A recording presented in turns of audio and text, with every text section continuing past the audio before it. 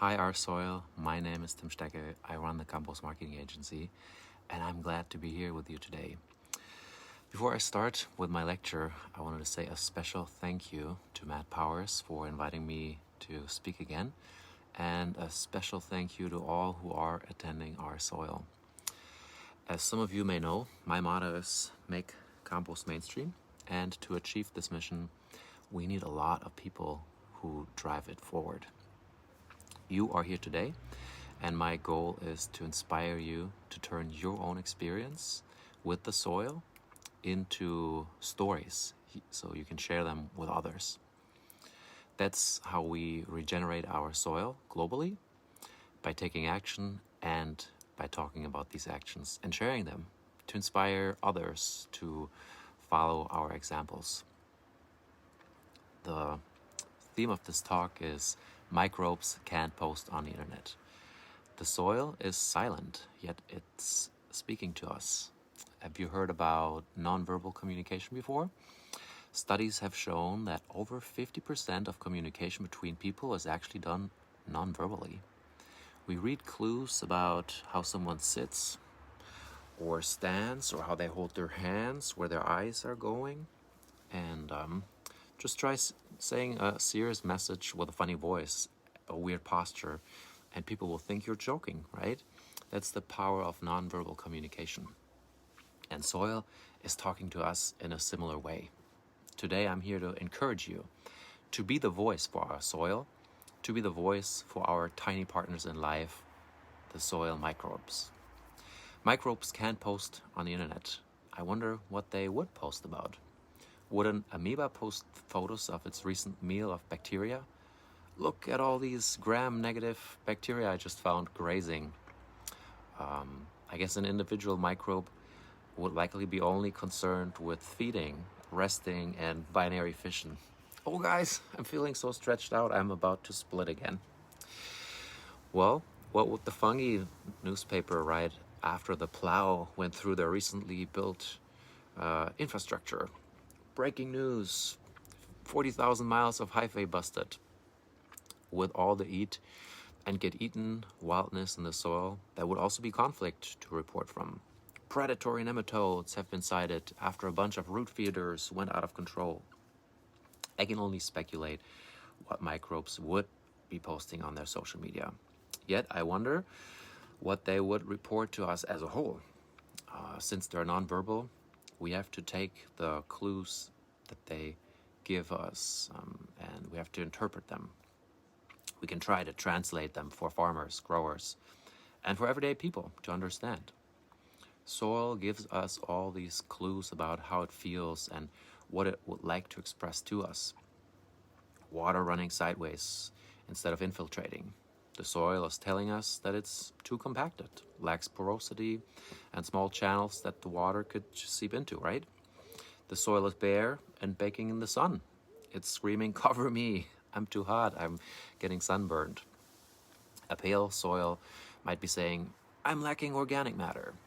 Unfortunately, there aren't too many people around who understand what the soil is saying. And collectively, we likely don't understand all of what soil is trying to tell us. Many of you are still learning how to understand the soil, but you are looking. You are eager to listen to the soil and its microorganisms. It might take many more generations of scientists and soil explorers to fully understand what is going on. But one thing we can clearly understand already. Soil is currently feeling unwell. If you woke up in a Japanese hospital with severe burns, I'm sure that they would understand what your problem was, even if you couldn't tell them directly. And we've had enough time to read the signs of how soil feels sick.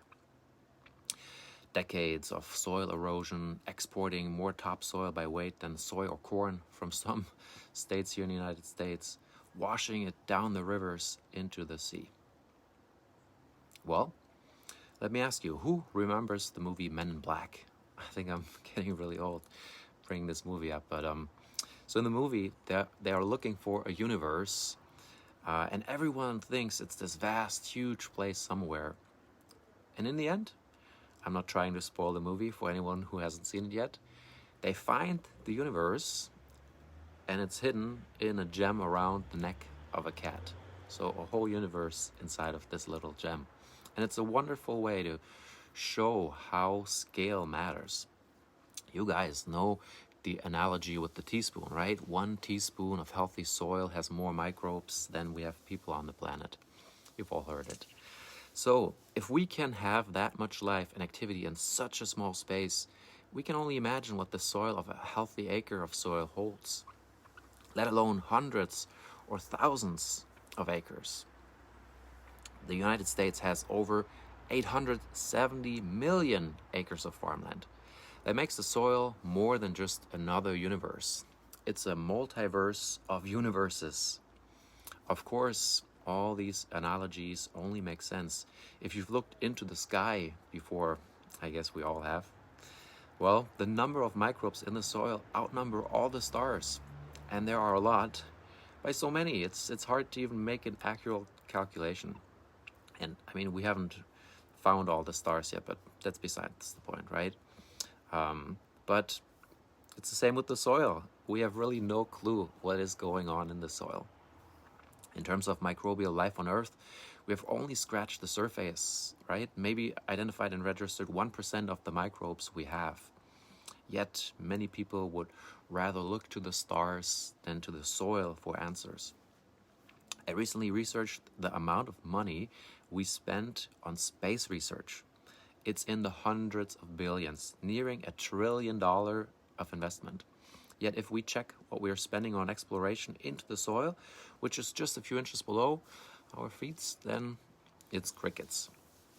The most money spent on research soil is spent on fighting with it, not understanding, just short-sighted band-aids. How to eliminate a pest here, how to kill weeds cheaper and with more accuracy, how to engineer our crops so they are ready to withstand the dousing of herbicides they are getting. Instead of using our curiosity to understand and learn, we're using it to single out mechanisms we can manipulate in order to farm more efficiently. And in the process, we are killing the very life that sustains us. The story of the soil is an old one, and currently it's being told in a way that applies a sort of conqueror mentality, as if our farming fields are battlefields where battles are won. Not where life is given as the base for our nutrition, as the basis for human life. Stories shape humans. Humans are storytellers, and each and every one of you can help to tell the story of the soil. Some people think that only AI can tell stories. That's false. People tell stories, right? AI is just a sophisticated parrot who has been listening to a whole lot of stories, all of which originated from us, from humans. AI is an enhancer, a force multiplier, a shortcut for telling stories. But what AI can do is to live the experience and present the data from a unique perspective. That's where you come in. You know the acreage you've applied compost extract to. You know how much lower the input costs were compared to, you know how you use cover crops strategically. You know how to make compost, and you know how to read the soil, how to heal it. Here's the thing. You guys are free to publish content about microbes. You don't have to wait for anybody to give you permission, other than yourself, of course. But you are still free to do so. So don't be shy, right?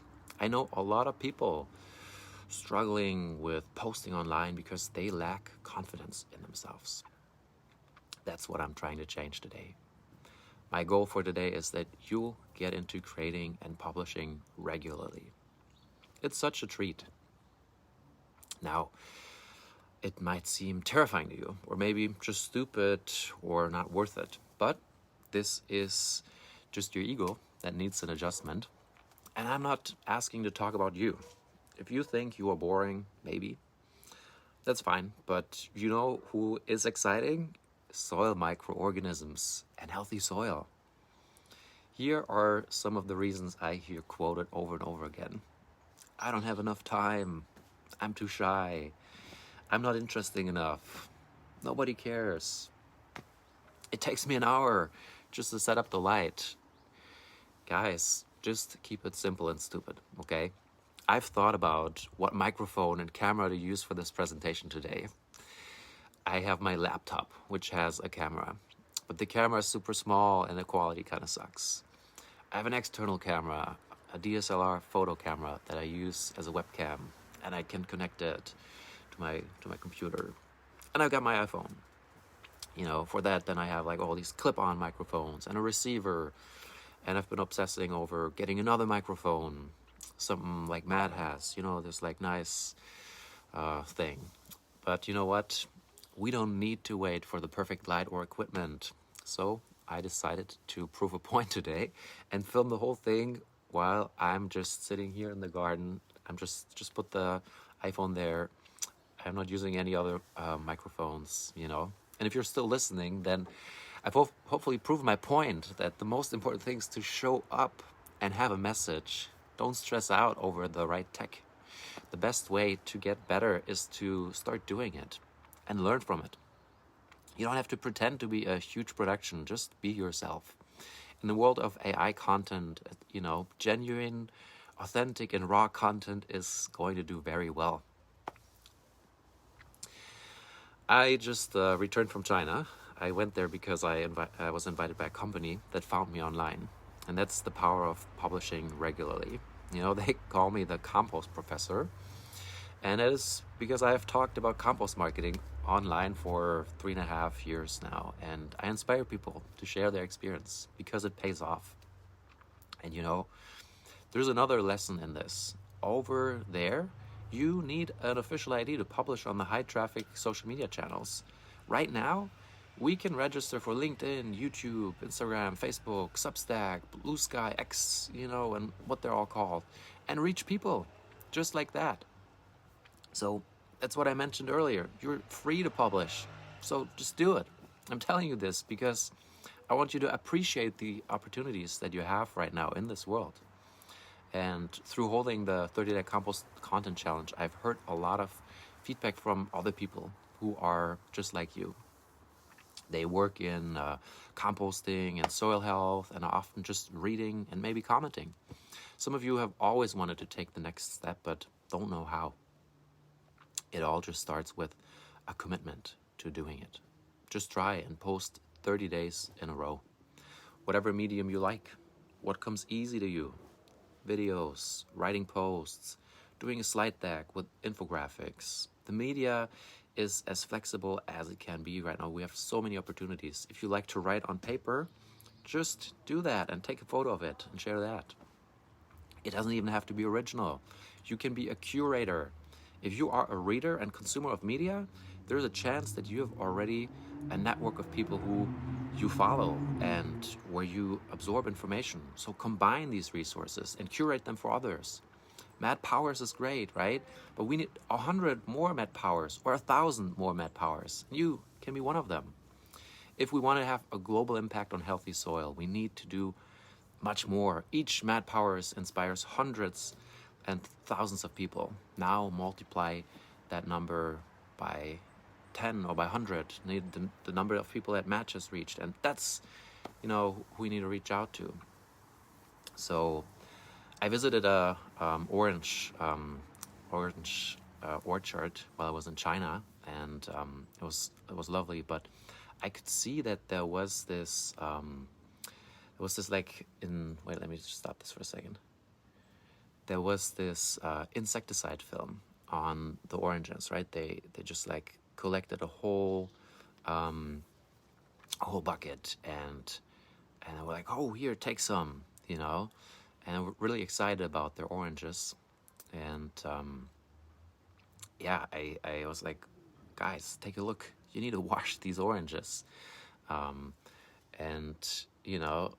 what I learned though is that one thing all people have in common is that we have to eat every day and we enjoy eating, and farming regenerative is a global thing. For you, it's a very local thing that you're rooted, to where you are. But We need millions of regenerative soil operations. And wherever you are, you will reach people in your local community as well as globally. And that's a huge plus. These guys with this orchard, I whipped out my phone and showed them the microbes on the phone so they can see them. I've been invited to Costa Rica, Bahamas, Mexico, Australia, not to mistake with Austria, although I have been invited to both countries, right? If you're looking for a vacation outside an all-inclusive hotel, go and, start posting online. It's the easiest way to make friends all around the globe. And it's probably a much cheaper vacation because they'll let you stay at their place and feel like it's an honor to feed you. What I'm trying to say is that there's a lot more upside for you in this compared to not posting. You'll find friends. You'll learn more because you will start to engage with your content. People will give you feedback that you would have otherwise not gotten. You will get business partners, and customers will start to find you. And I'm telling you all of this because it happened to me. I've been literally invited to so many places, and it's just because I made this commitment to post every day and kept going. And one thing about the algorithm, will always work is steady content will eventually get noticed. People talk much about going viral when they want to reach a lot of people, but most people forget that slow and steady wins over going viral anytime. So people say, oh, I only get 10 views, That seems little for an online forum, but if you were all standing in the same room, 10 people would be a lot, right? Wouldn't it be? Like if you place this in a different context, if you have 10 people listening to you, that's a lot of people already. And if you keep posting, you'll reach 1 million eventually, because if you haven't gone viral yet, the best way to go viral eventually is to keep posting and for, just to wait for it to happen one day. Because if you don't publish, you'll never go viral. And all the people, who went viral, most of them, they did it on someone else's channel, but if you want to do it on your channel, you need to build that. Okay, so let's shift back to the microbes. My theme is microbes can't post on the internet. You can. So anybody who wants to try and start posting for 30 days can reach out to me on my Instagram or on LinkedIn. Just give me a holler. I'll share your first post. I'll plug you into my network. From all my students who I've worked with on publishing regularly, there are quite a few whose content I read every day still because they have such interesting things to share. I made a 10-part course on posting regularly like 2 years ago. If anybody wants to take it, just do it. I'll give it to you guys for free. Send me a message. I'll send you a coupon so you can do the course and get inspired. I made it when ChatGPT just became popular. That seems like a long time ago. Well, at internet pace, 2 years is a lot of change. Apps now change so fast. In soil years, it's just 2 seasons, right? But honestly, what you need isn't another course. What you need is commitment. And sometimes you can find that in a course, but most often you can find it in a community. That's what you'll find out there. Maybe just one friend who also wants to post every day, so you can keep each other accountable. I think I'll hold the next 30-day Compost Content Challenge in spring next year. That's where we have a community, but you don't have to wait for that long. For me, it's been only 3.5 years, and I wonder where this will take me in the next 30 years. I'll probably go to some more continents and visit a lot more people to talk about composting and soil microbes.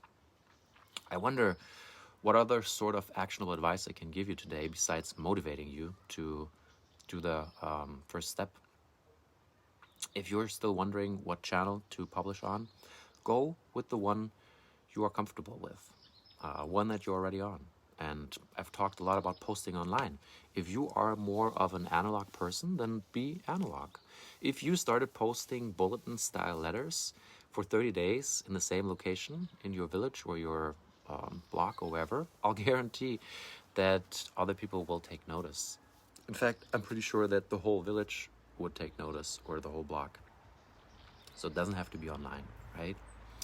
I could go on and on and on, but now I kind of will just start to repeat myself. I could share another story of someone else who has built their business by publishing every day. Could tell you how all my clients have found me because I've published. I work with the market leader in vermicomposting, CFT equipment. I work with the market leader in covered aerated static pile compost systems. You know, I didn't fill out an application. They approached me because they found my content. And in the end, it comes down to the same things: a commitment to getting started, endurance, and a just do it mentality. Done is better than perfect. And don't forget, you are doing it for the microbes. And apropos repeating yourself, expect that you'll be repeating yourself. That is what I call content recycling. I teach the concept of creating with content recycling in mind to all my clients and students. Just like we have organic waste that we can compost, and then we also have digital waste. You know, people rarely talk about the amount of data that is stored in their name and creates a lot of waste. I don't want to get into this now too deep. It's a whole nother discussion. But what I want to focus on is that creating with composting your content in mind is going to be helpful. You need different materials. Just like you have a carbon stack somewhere, you will create a content stack. You know, from your content stack, you'll be able to pull a topic any day. It's like your own personal library of thoughts and topics. It can be just a Google sheet, a Word document, something like this. This content stack practically builds itself when you publish every day. And content recycling also means to create larger pieces of content that you can then chop into smaller bites, or to make a batch of content. It's like building a compost pile. Getting all the materials together, then some concentrated and focused work, and you've got your batch of content. Now all it needs is some time and attention throughout, and you've got yourself either some finished compost or some published posts. Instead of carbon and nitrogen materials, you'll gather a list of ideas. You'll dig through your old PowerPoints or magazines. You'll compile a list of your favorite articles. Pretend that someone is interviewing you and just write 10 or 20 questions for yourself that you would ask yourself, and then record the answers. You know, if you feel that you don't know enough yet, that is okay. There are others who feel the same way and can relate. You're always publishing for those who want to hear from you, not for people who don't. Don't let the thought of, what if I annoy people, hold you back. People who are annoyed by you talking about healthy soil aren't the people you want to reach anyway. And those who are interested will only find you if you put yourself out there. With content recycling in mind, it'll be easier for you to get started. So, before I drag this out for another 20 minutes and steal your time to get going, I'd rather close now. If you feel inspired, take the next 20 minutes and make a list of topics you could talk about for hours. Write down who might be interested in joining you and could be your buddy. Send me a message if you want to take the course. Content recycling, the concept is explained in this. Send me a message with your first post in which you commit to posting 30 days about soil health and soil microbes. I'll be sure to share it and we'll start following you on your journey. Thanks for being here today. Feel free to engage with me in the comments below this video. I'm looking forward to hearing from you, and I'd love to hear if I was able to inspire you to take action.